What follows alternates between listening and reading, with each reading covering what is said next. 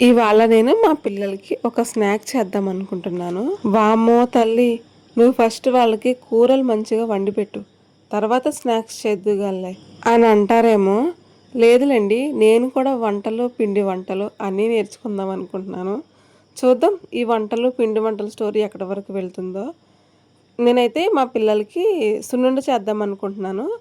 ఒక కప్పుకి సరిపడగా పొట్టు మినపప్పు, అలాగే చాయ్ గుళ్ళు అంటారు కదా, అవి కొన్ని, కొంచెం బియ్యం వేసుకోండి, గుప్పుడంత బియ్యం వేసుకొని గోల్డెన్ బ్రౌన్ కలర్ వచ్చేంత వరకు వేయించుకోవాలి వాటిని. తర్వాత ఒక కప్పు బెల్లం తీసుకోండి. తర్వాత ఈ పప్పులన్నీ కూడా మనం మిక్సీకి వేసేసుకోవాలి. ఈ బెల్లం ఒక కప్పు వేయడం వల్ల నాకు కొంచెం ఎక్కువైనట్టు అనిపించింది, స్వీట్ ఎక్కువగా ఉంది. 3/4 కప్పు బెల్లం తీసుకోండి. అంతా బెల్లం వద్దు, మీరు పంచదార కూడా యాడ్ చేసుకుంటే టేస్ట్ బాగుంటుంది. బెల్లం ఎక్కువగా ఉండడం వల్ల నాకేంటో అదొక రకంగా అనిపించింది. ఫస్ట్ ఒకసారి పప్పులన్నీ కూడా మిక్సీ వేసేసుకుని అందులో బెల్లం వేసుకొని మిక్సీకి వేసేసుకోండి.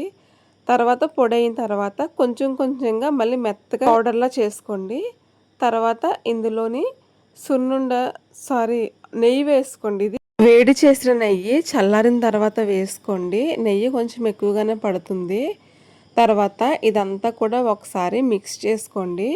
ఇది మనం మిక్సీ చేసేదానికన్నా ఒకసారి పిండి పడతారు కదా, అక్కడ ఇచ్చేసుకుంటే ఇంకా మెత్తగా పౌడర్లా చేస్తారు. ఇలా కూడా బాగానే ఉంది, కానీ సున్నుండ అనేది మెత్తగా ఉంటేనే బాగుంటుంది. అయితే బెల్లం ఎక్కువగా వేసుకోవద్దు, టేస్ట్ నాకు పెద్ద నచ్చలేదు. 3/4 కప్పు బెల్లం మనం క్వాంటిటీ తీసుకోండి ఒక కప్పు పప్పులకి. ఆ 3/4 కప్పు బెల్లంలోనే కొంచెం పంచదార వేసుకొని, పంచదార బెల్లం కూడా 3/4 కప్పు వచ్చేలాగా చెయ్యండి, అప్పుడు టేస్ట్ బాగుంటుంది.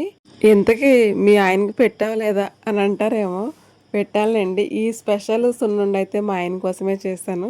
ఇప్పటి నుంచి స్నాక్స్ నేనే చేద్దాం అనుకుంటున్నాను. మా ఆయన సేఫ్ జోన్లోనే ఉంటాడులేండి.